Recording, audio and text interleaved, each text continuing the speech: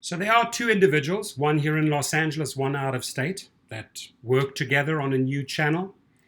And they're having fun making real online social media threats to real drivers. Now, if you leave those type of footprints, if you leave those type of fingerprints at the scene, you can screenshot them, you can make copies of their videos. The interesting thing is, one of the threatening, and it's extremely threatening towards a driver that I know personally, namely rideshare driver Peterson, who I organized an SUV a few weeks ago. I care about him, I like him, and I regard him as a friend. And when he's attacked, when he's threatened, physically threatened, guess who kicks in? I will leverage my power online all day long, exposing these individuals. But right now, we're not going to give them the limelight that they are seeking. If these three individuals, including myself, I've been physically threatened by one of them, by one of the guys in LA. However, I look forward meeting the guy in the street and having a conversation with him, right? And think about what you've done here. Think about the repercussions, right? If all three drivers, Uber girl Paula, has actually been sexually threatened, an individual has explicitly said what he would do to her. You know, if he would follow through, that would constitute rape. So if these three individuals would act on those threats, and I've never ever seen anything so vile, so sickening come from drivers, never seen it, right? But it's out there, it's been recorded, screenshots have been made, and in case you think the video just miraculously disappeared, there are several drivers who made a copy of it. Now, we call on a meeting. I can go to one of the Friday meetings at Uber. I sometimes attend them, right? I'll go down there. I'll voice. I'm very, very vocal when it comes to voicing my opinion at Uber. When I bring that up and I invite the other two drivers to come along, guess whose side they will take? My two drivers here making these threats. Guess whose side they will take?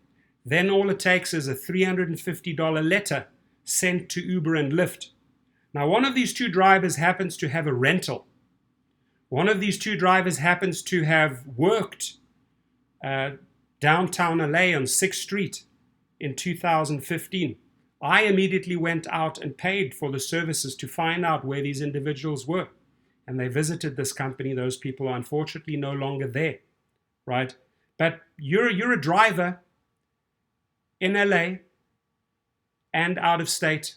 All it takes is for us to confront Uber and Lyft and say, these are the names, these are the phone numbers, identify them, here are the threats, do what you have to do. Now, I wouldn't want to do that to a fellow driver.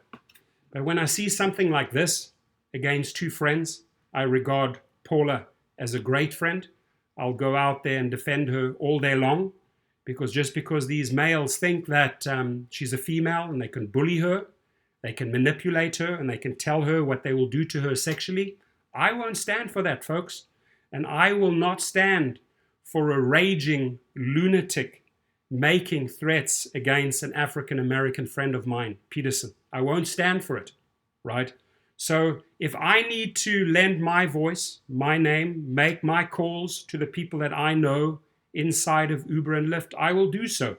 But I'm going to give these two individuals a chance to apologize to Paula, to Peterson, and to remove their videos. In fact, we'll wait till Friday morning because the meetings with Uber at the hub take place on Friday afternoon. And I will invite those two individuals to go down to Uber to have the discussions, show the materials, show the videos, show the screenshots of the threats made in various forms of various nature. Only if you think that they are valid, should stand and should continue being out there. So kindly remove them. Those two drivers, you know who you are. And let's start from the beginning, right? Concentrate on building out your channel, bring good content, and the people will follow. But creating a hate group where haters unite with haters and attack people that are working hard for their money and have built great channels and are doing great things. I wouldn't go that far, folks. I wouldn't try and take those individuals down. Because 3 reports with 2 companies, I will guarantee you, I will put $1,000 down on it right now. 2 drivers would get deactivated within a week. Don't take that chance. We have no intentions of turning you in, right? But we will also not stand for it that material remains out there. And I would kindly ask these 2 people to apologize to this lady and to this gentleman so we can set the record straight. Thank you.